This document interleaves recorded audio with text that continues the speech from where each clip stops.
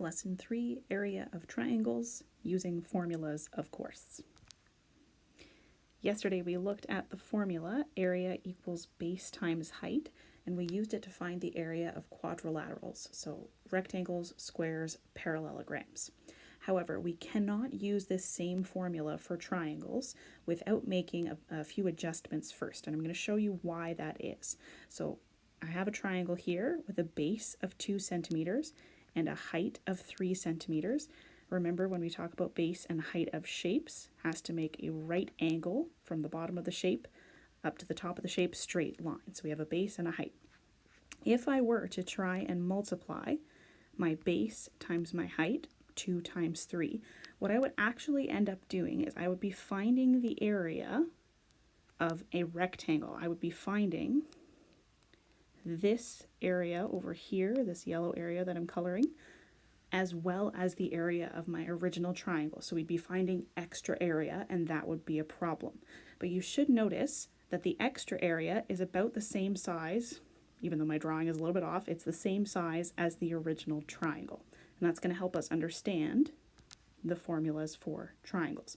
So for triangles, there's actually 2 different options. We have option number 1 and option number 2 for formulas that you can use.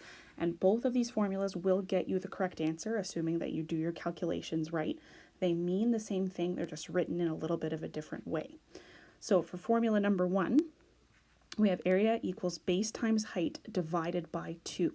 If you think back to the picture on the previous slide, we had a rectangle that was divided in half diagonally. So it makes sense that we would do base times height divided by 2. So you do your 2 times 3, that's our base times height, but since it's not a rectangle, it's a triangle, we have to divide it into 2 to get the correct answer. So you just go through, you calculate your steps here, and we end up with an area of 3 centimeters squared for this triangle. All right, so that's one way to do it. The other way is to think about your formula as half times the base times the height. And I'll go through what that means. First, we're going to put our half down. I'm going to plug in my base is 2, my height is 3. Now you should remember from a few units ago that multiply in math should make us think of the word of. Okay, so really what I'm saying is half of the base times the height. And what is half of 2? Well, it's 1. So half of the base, half of 2 is 1. I multiply it by 3, and you see I come to the exact same answer of 3 centimeters squared. Okay, so no matter if you use option 1 or option 2, you come to the same answer as long as you've done your calculations right. So it's up to you which formula you would like to use. They are useful in different scenarios. So for instance, the second one here, I would maybe not choose to use this one if your base is an odd number, because then thinking of, let's say if you had to do half of 3, well, you've got 0.5s involved, it becomes maybe a little bit more complicated to do some multiplying later on. So maybe don't use option number 2 if your base is an odd number.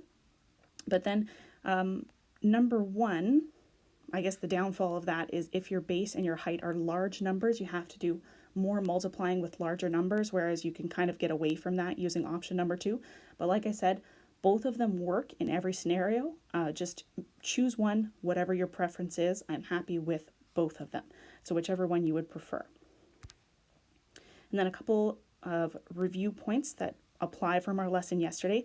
Height measurement would always make a right angle with the base. So the triangles from the previous slide, we had a right angle, but our side length was actually the height. On triangles like this one, the height is shown in the middle.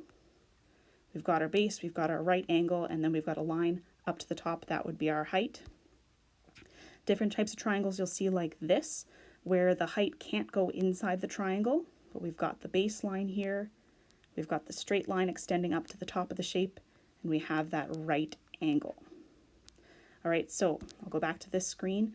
Like I said, choose which formula you would like to use. You can even alternate, go back and forth between them, choose, maybe test it out for a couple different triangles and see how it goes for you. And once again, let me know if you have any questions, and I'm happy to help.